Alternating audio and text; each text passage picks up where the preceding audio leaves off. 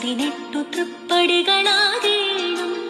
നാവിൽ മതിക്കുന്ന പാഴ്വാക്കെല്ലാം അമരവേദാന്തങ്ങളാകേണം.